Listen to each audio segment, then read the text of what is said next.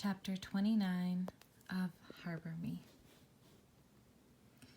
The next week, just as we were getting ready to do math problems, Esteban walked back into our classroom.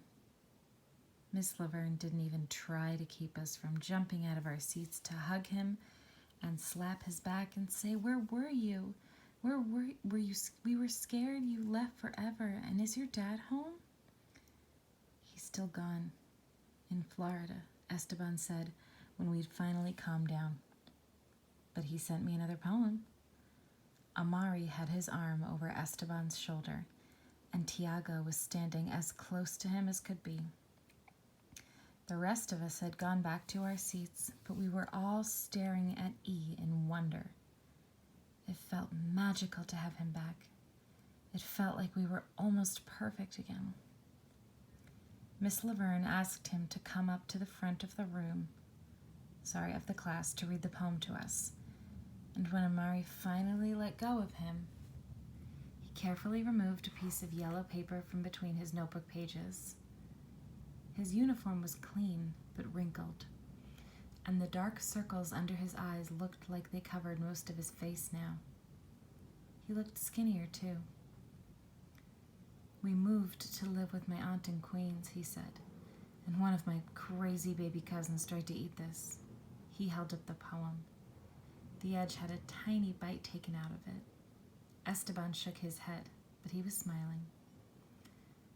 "I'm going to read it in Spanish first," Esteban said. He read, and even though I didn't understand the words, they were so beautiful they sounded like music.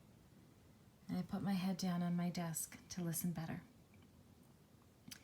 "Now I'm going to read the English translation that I made for you." He looked at the five of us, then at Miss Laverne. He seemed older somehow, like he had gone away and lived his whole life and then came back to us.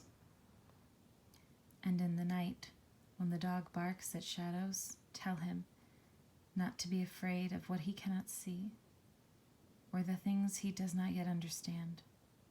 There is mystery everywhere. Beneath rocks there is damp earth and an army of ants planning a revolution." Esteban stood at the front of the room, staring at the page. Then he lifted his head and looked at us. We cheered again, even louder this time. I don't know if any of us really understood his dad's poem, but for a long time, after he'd finished reading, I thought about that army of ants, how they were coming together, like us.